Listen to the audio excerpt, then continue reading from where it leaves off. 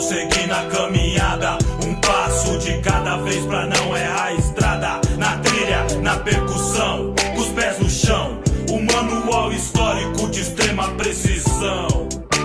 Eu aceitei da graça que ganhamos na cruz, do presente merecido que nos deu a luz. Pra viver uma nova história tudo se fez. Tô aqui na humildade pra mostrar pra vocês a simplicidade do evangelho sincero. Não é religiosidade amar como eterno, suprir a comunhão no simples abraço. É ouvir dar atenção pro mendigo e pro drogado. É muito mais que campanha nos montes, é oração constante pra derrotar gigante. Eu oro pela paz nesse mundo sem paz, onde o pai mata filho e o filho mata pai. Se todo mundo amasse com sinceridade, ó como teria entre nós fraternidade. Se todo mundo fosse crente verdadeiro, se todo lobo se tornasse um cordeiro. Porque inverter os valores do amor, já não consegue olhar pro madeira e ver o Senhor.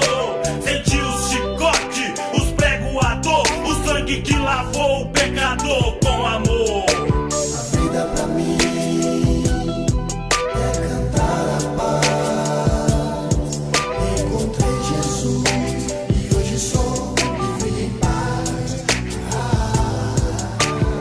vida pra mim é cantar a paz. Encontrei Jesus e hoje sou livre em paz.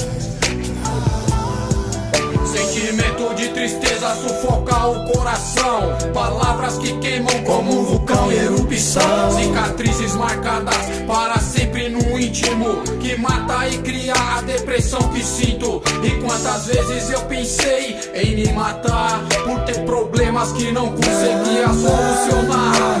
O orgulho tá mais alto no pensamento, o perdão tá congelado como granito no vento da semente. Só nasce o ódio no filho ingrato, famílias destruídas pela falta de contato com o eterno. Mundo moderno, era digital, tudo passa como um filme na vida real. Olho pro céu e peço por Senhor direção. Me dá forças, Pai, pra continuar a missão. Eu agradeço pela minha vida, minha família, minha esposa, meus filhos, minha filha querida, minha mãe, minha rainha, meu irmão, meu pilar. Que a paz esteja contigo onde você está. Que a quebrada tenha justiça e liberdade, que traga paz pras pessoas e felicidade. Que o Senhor me escute nessa humilde canção, derrame paz sobre nós sua unção. Nesse mundo perdido me mostre o caminho, a luz do fim do túnel, e não me deixa sozinho. Pois acredito que os humilhados serão exaltados, e que Deus abre as portas pro que estão desviados. Seja branco ou preto, pra ele não importa.